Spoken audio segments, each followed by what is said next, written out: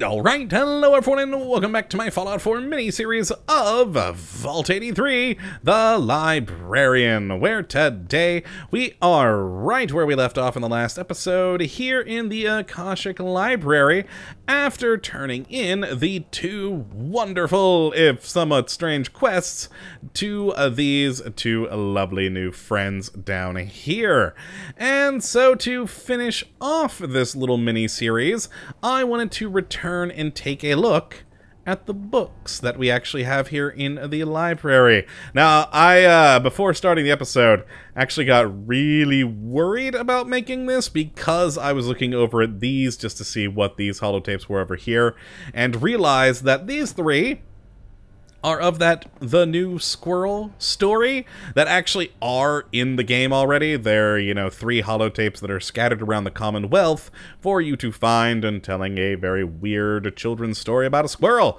And so I got really worried that perhaps these ones over here were also in the game and that they were just all sort of, you know, collected here. But no, these do all appear to be unique, interesting new things. And yeah, I kind of spot-checked a few online to make sure by searching if there were any holotapes with these names, and nothing appeared. Plus, I doubt Bethesda would have left an author name such as this one, 1PHRIT. So yeah, they are unique stories. Here's the thing, though. I'm still kind of wondering if I should even be making this video, because, quite honestly, these stories, some of them, I just kind of spot-checked a few, like I said, are really, really long. Like, super long. And that means, of course, that this episode, and potentially if we read all of them, possibly several episodes, would be literally just me basically narrating a holotape. Yeah, so I like I said, I'm kind of debating if I even should be making this. Like, I looked at this one at the very end, the Don't Go Into the Treehouse. And if we actually take a look at the book here for it, I'm just gonna hold down next and watch how many pages we go through. There's like 40. That's like 40 pages, maybe more, I'm not sure, I didn't actually count, of all of this. It is literally like a chapter of a book. Now, they aren't all the same size, so I don't know. We're gonna at least read one, because I do want to at least get an idea of what we got here. And this first one, A Ghost in Retail, seems shorter. So we're gonna read it, and I don't know, that might be it for this episode. And if you guys are okay with me just basically narrating books, maybe I'll make more? I don't know. We'll see how this episode goes, and I'll determine later. But one more quick thing before we do start, though. For all of these, you'll notice that there's books separating holotapes, and they're actually the same thing. So you just have options for how to read, if you want it in a book form, like so, or in a holotape form as such. And me, I prefer the holotape form because, well, it's easier to read. So let's take a look at this one. A Ghost in Retail by Gareth Myrick. So, yeah, let's just get going, see how this works. This happened to me about 5 years ago while I had the privilege of working in the men's suit store while studying at a college in Cardiff, Wales. For anyone who's curious, Wales sits just left of England and directly right of Ireland. Cardiff is a nice city, nowhere near as big as England, but it has gone through some pretty rapid modernization of late. They've done a great job at keeping their historic architecture, but there always seems to be a new Starbucks or Costa Coffee opening up every other week. Well, that just takes me right out of the Fallout universe talking about Starbucks. I do like Costa Coffee, though. They've got some alright stuff. Some of the buildings in the city center have shiny new facades that wrap around the ancient structures like a shell. This became more evident to me on my first day at the store. My interview for the job took place bright and early one February morning, and I remember how cold I was as I made my way past the hustle and bustle of early morning commuters. Having been a student for I'm assuming that should be years, I wasn't used to being around so many people this early in the morning. That being said, I wasn't really used to being up in the morning period. Ooh, yeah, I remember college too. Yeah. When I arrived a good 15 minutes before my interview was due to start, I was greeted by an immaculate-looking man in a pinstripe suit who I quickly recognized to be my new potential boss. His name was Andrew. He was a friendly guy in his mid-50s, silver-gray hair, and just looked how you expect a manager of a suit store to look. After greeting me, he took me down to the bowels of the building where the staff room was located. We had to make our way down 2 flights of stairs and through a hallway full of our standard retail fixtures. I remember almost having a heart attack when turning a corner and coming face to face with a naked mannequin just standing there with its hands on its hips defiantly. Yeah, I probably would have crapped myself too. Sorry about that. I stripped it yesterday as we needed the garment for another display upstairs. Not very modest, is he? Andrew said lightly with a chuckle. I laughed too. I felt comfortable before the interview had begun. This guy had a sense of humor. When we entered the main stockroom, I was a little blown away. The walls, ceiling, flooring were completely different to upstairs. They weren't just bricks, but old carved bricks. The only things I can compare it to off the top of my head would be something that resembles catacombs. Big archways hung overhead in badly eroded red stone, and the tiles beneath our feet were dark marble. Andrew, upon seeing my wondering eyes, began to speak again. Ah, yes, I forget people are usually surprised when they walk in here. I guess I'm used to it. He opened a wooden door that led into a posh-looking staff room, complete with carpeted floor, a polished oak table, and brown leather couch. What I found amazing was when I learnt the basement down here, as well as the basements in all the neighboring buildings, all look the same. They were once part of a Victorian tunnel, you see, that connected every building in the street. Some kind of evacuation tunnel. Andrew finished and indicated for me to take a seat. 2 years later, I had finished my course in college and had been asked by Andrew if I wanted a full-time position while I figured out what my next step was going to be. Naturally, I accepted as I really did love the job, and the people I worked with had become like family to me. Life being the way it is, I found myself struggling to find jobs that, although I was now qualified for, lacked the experience in a similar field. It was infuriating. How could I have experience if no one will give me a break? Another 2 years after becoming a full-time member of staff, I was still at the store, but I had managed to progress from part-time sales assistant to assistant manager, which was great for me as it meant a tasty pay raise, and great for Andrew, as it meant he could finally take some more time off, take vacations, and be with his family. I actually really began to enjoy the extra responsibility, training new staff, delegating jobs, and helping our team to hit sales targets. There we go, mixing words here. We are now coming to the reason I'm writing this, the reason I will never forget that place. It all went down one Sunday morning.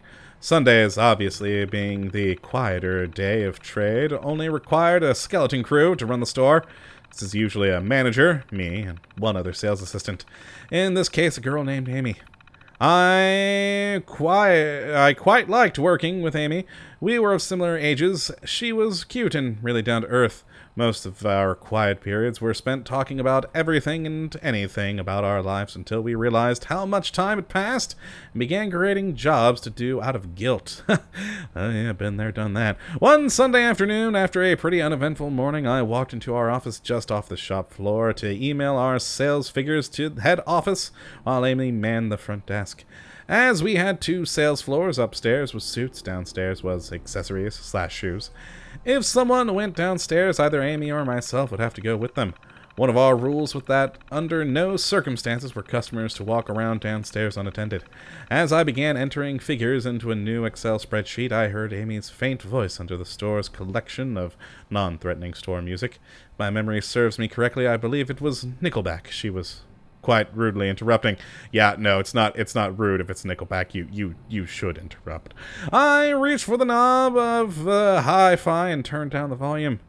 Want me to go? Amy called. I poked my head out of the office door. Sorry, what?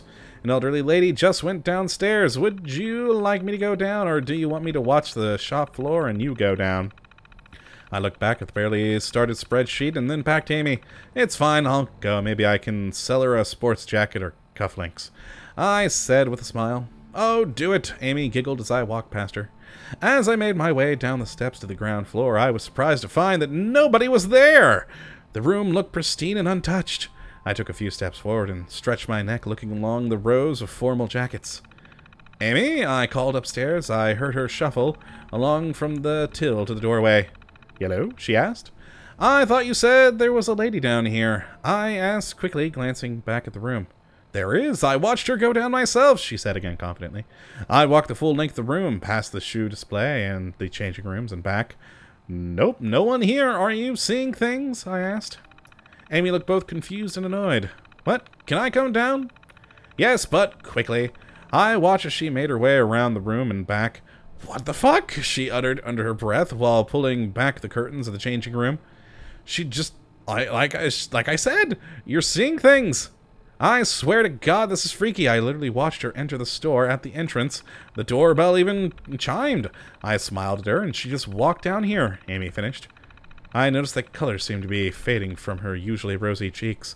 Just then, I had a sinking feeling. What if she's gone down into the basement? I asked, eyebrows raised. Amy put her hand to her mouth in a oh fuck fashion. What if she's senile or something and just went down there? Did she acknowledge you when you smiled at her, I questioned? Amy's eyes looked upward in thought before returning to me. She didn't. I thought she was just being rude. Well, it is a customer. They tend to be. Okay, go back upstairs. I'll go find her, I said, a little exasperated. I really wasn't looking forward to this part of the job. One thing I learned from working in the fabulous world of retail is you often meet people from both sides of the mental health spectrum. My second week of working at the store, some guy politely used one of our changing rooms to try on a shirt, and in doing so, took it upon himself to urinate in the small trash can in there. Guess which rookie member of the team had the pleasure of fixing that problem? As I entered the basement level, the first thing to hit me was the void of total darkness. Funny thing about wandering around in the dark, you usually have some sort of natural light so you can at least see your hand in front of your face. But here, deep underground and the lights were off, you were pretty much completely blind. My hand went to my left and frantically felt for the switch, and with a sigh of relief, I flicked it back.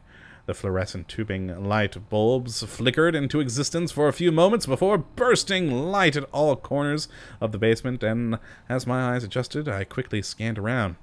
Nobody, I said with relief. The basement stockroom was quiet and untouched, and also a complete mess. It was all of our jobs to keep the stockroom tidy, but over the weeks of constant deliveries, it had become more or less a dumping ground with crates stacked on top of each other.